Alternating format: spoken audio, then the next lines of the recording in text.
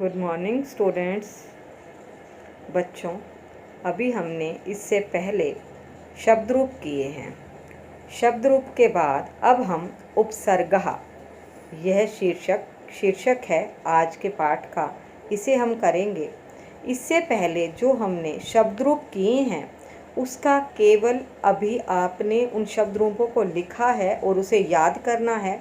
उसके बाद उसका अभ्यास कार्य और उनको समझाने का कार्य हम इसके बाद में करेंगे। उससे पहले हम ये टॉपिक करते हैं उपसर्गः। उपसर्ग किसे कहते हैं? बच्चों, आपको यहाँ जो अंडरलाइन किया हुआ दिख रहा है, जो डिफरेंट कलर से किया हुआ दिख रहा है, वही आपको अपनी कॉपी में करना है। सबसे पहले आप इसकी परिभाषा लिखेंगे। उपसर्ग होते क्या हैं? उपसर्ग जो धातु या शब्दों के पहले लगकर उसके अर्थ को बदल देते हैं उसे उपसर्ग कहते हैं। रही बात यहाँ पर, यहाँ आपकी परिभाषा है शब्दों अथवा धातु रूपों तथा धातु से निष्पन्न शब्द रूपों से पूर्व प्रयुक्त होकर उनके अर्थ का परिवर्तन करने वाले शब्दों को उपसर्ग कहते हैं। अर्थात उपसर्गों के प्रयोग से मूल शब्दों अथवा धातुओं के अर्थों में परिवर्तन हो जाता है। जैसा कि उदाहरण के लिए हमने एक शब्द लिया हार। हार शब्द हमारे पास है और अगर हम उसके आगे हार का अर्थ होता है माला, लेकिन जब हमने उपसर्ग आगे लगा दिया तो हमारा शब्द बना प्रहार, जिसका अर्थ होता है चोट मारना या किसी को मारना। यही हार शब्द जब हमने इसके आगे उपसर्ग लगा दिया तो हमारा शब्द बन गया आहार, जिसका अर्थ होता है भोजन। और यदि इस हार के साथ हमने सम उपसर्ग लगा दिया तो हमारा शब्द बना संहार, जिसका अर्थ होता है नष्ट करना। परंतु इसी शब्द में जब हमने वी उपसर्ग लगा दिया विहार, इसका अर्थ हो जाता है घूमना फिरना। और यदि हमने परि उपसर्ग आगे लगा दिया तो इसका अर्थ होता है सुधार करना या त्याग करना। तो बच्चों, इस प्रकार एक शब्द के साथ कोई हम उपसर्ग, विभिन्न प्रकार के उपसर्ग लगाने से विभिन्न प्रकार के परिवर्तन हो जाते हैं। तो हमने पढ़ा बच्चों उपसर्ग की परिभाषा। सबसे पहले आप लिखेंगे शब्दों अथवा धातु रूपों तथा धातु से निष्पन्न शब्द रूपों से पूर्व प्रयुक्त होकर उनके अर्थ का परिवर्तन करने वाले शब्दों को उपसर्ग कहते हैं। अर्थात उपसर्गों के प्रयोग से मूल शब्दों अथवा धातुओं के अर्थों में परिवर्तन हो जाता है, जिस प्रकार हमने अभी उदाहरण भी किया। और इसी को संस्कृत भाषा में लिखा हुआ है उपसर्गेण धात्वर्थो बलाद अन्यत्र नियते प्रहार आहार संहार विहार परिहार वत्। यानी उपसर्ग से धातुओं के अर्थों में अंतर आ जाता है, जिस प्रकार से हार शब्द से प्रहार आहार संहार विहार और परिहार ये शब्द बना है। तो बच्चों, अब हम करेंगे आगे इसके उदाहरण।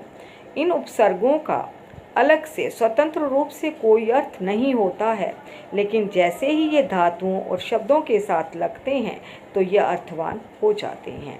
तो बच्चों, ये जो अंडरलाइन किया हुआ है इन्हीं को आपने अपने कॉपी में लिखना है। सबसे पहले आप उपसर्ग की परिभाषा लिखेंगे, उदाहरण लिखेंगे जो मैंने अभी हार वाला बताया है। इसके बाद हमारे ये जो सिलेबस में हैं केवल जो अंडरलाइन किए हुए हैं वही वाले उपसर्ग हैं। 11 उपसर्ग आपके सिलेबस में हैं, तो आप वही अपनी कॉपी में करेंगे और उन्हें याद भी करेंगे। पहला है उपसर्ग प्र से हमारे पास शब्द बना प्रभवती, प्रकर्ष है, प्रयत्न है, प्रतिष्ठा। ये शब्द हमारे बने। लेकिन अब हमें ये जानना है कि हमारे पेपर में ये कैसे आते हैं। बच्चों, आपका इस तरह से भी आ सकता है, जैसे प्र उपसर्ग है और प्र उपसर्ग से दो शब्द हमने बना लिए प्रभवती और प्रकर्ष है। लेकिन इसको इस तरह से भी आ जाता है जिस तरह से प्रभवती पेपर में आ गया और आपको लिखना है प्र उपसर्ग प्लस भू धातु। आ गया बच्चों समझ में? प्रय उपसर्ग से शब्द बनाने के लिए भी और शब्दों से उपसर्ग को अलग करने के लिए भी आ जाता है। दूसरा उपसर्ग है अप। अपहरति, अपकरोति, अपहरति। अपहरति अगर आपके पास आता है तो हमारा उत्तर होगा अप प्लस हरि। अपकरोति है तो अप प्लस क्री।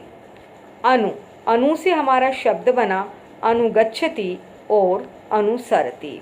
इसी तरह से अव से बना अवगच्छति और अवतरति।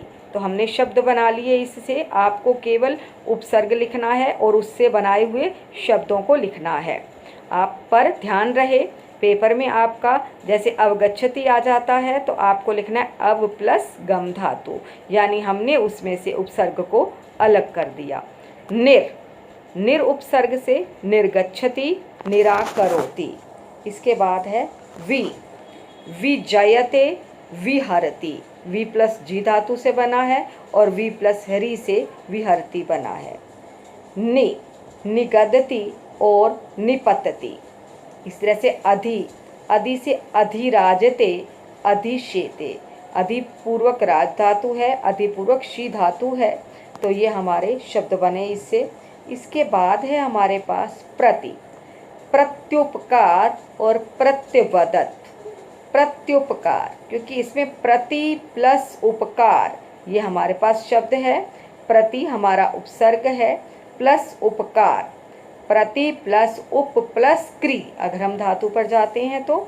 इसी तरह से प्रत्यवदत, प्रति प्लस अवदत से बना है प्रत्यवदत, लेकिन अगर हमारे से पूछें कि इसमें उपसर्ग क्या है और धातु क्या है तो हमारा उपसर्ग है प्रति और धातु है वद। इसके बाद है बच्चों उप। उपगच्छति, उपहरति। उप प्लस गम, उप प्लस हरि। आ से आगच्छति, आहरति। आगच्छति आ प्लस गम धातु से बना है और आहरति आ प्लस हरि धातु से बना है। आइए बच्चों एक बार हम दोबारा से इसकी पुनरावृत्ति कर लेते हैं कि आपको अपनी कॉपी में कैसे करना है। सबसे पहले आप उपसर्गः टॉपिक लिखेंगे, परिभाषा लिखेंगे इसको 2 लाइन में।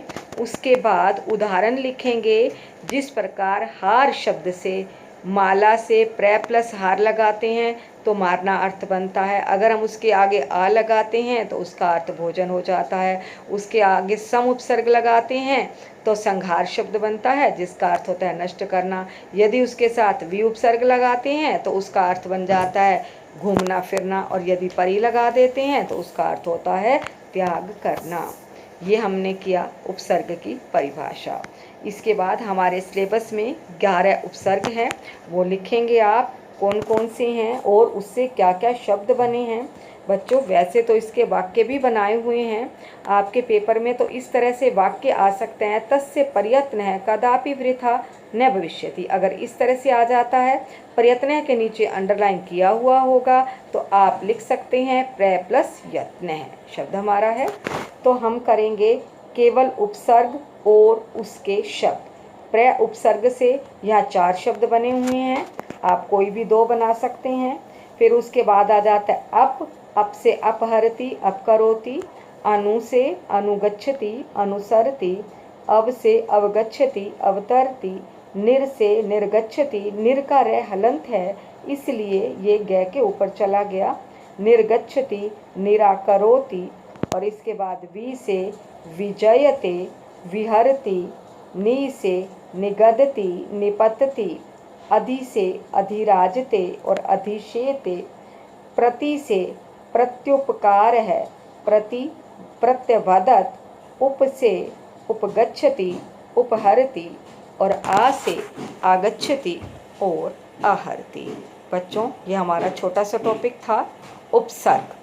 तो अब मैं आपको थोड़ा प्रैक्टिस के लिए एक असाइनमेंट दे दूंगी, आप उसमें से शब्दों में से उपसर्ग और धातु भी अलग अलग करके भी आप देख सकते हैं। धन्यवाद।